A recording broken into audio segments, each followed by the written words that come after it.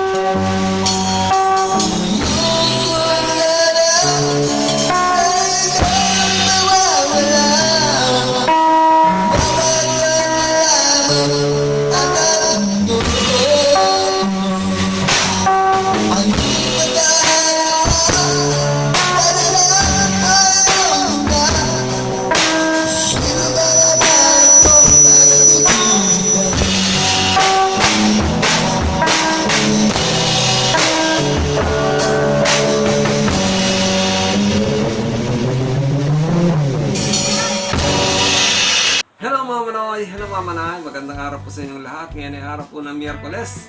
At ang petsa ay March 17. So meron tayong mga pa-shoutout at wala tayong munang bayanihan. So umpisa na natin. Sabi ni Sir Eduardo Cabral, Sir Hill, kailan ang video na yun ni Baby Idol Rian? Kanina lang ba? March 16? Siguro tinutukoy niya yung kahapon. Bray, alis ka nga dyan. Dito ka pa. No. Teka muna, nagsya-shoutout ako. Wait lang, ang kulit. Opo, lahat po ng aking videos ay may nakalagay na location tsaka date. Pagka tingnan niyo po yung date, updated po yan. Ngayon kung pagka hindi po nilagyan ng date, ibig sabihin po mga past video po nila yan. Yung mga nakarang video po nila yan. So para malaman nyo, makikita nyo yung sa bungad, may nakalagay location tsaka date. Yan, updated po yan. So maraming salamat po, Sir Eduardo Cabral. Sabi naman ni Ma'am Villegas, ito po yung nakita niya na ng personal si Rian.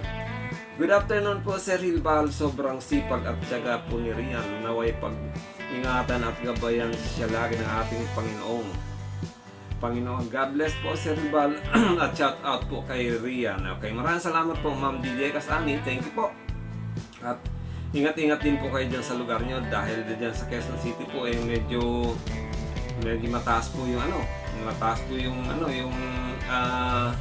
hawaan, kaya medyo ingat-ingat po tayo ha. So next, ang kulit talaga ni Bray.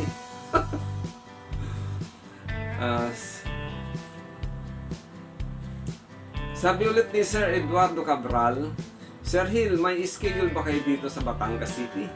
Sana meron, please inform me, sir, ha? Ayan, nagtatanong si Sir Eduardo Cabral. Sir, kung gusto niyo pong may schedule dyan sa Batangas, pero siguro sa ngayon medyo hindi pa obra kasi alam niyo naman medyo mahigpit pa ngayon.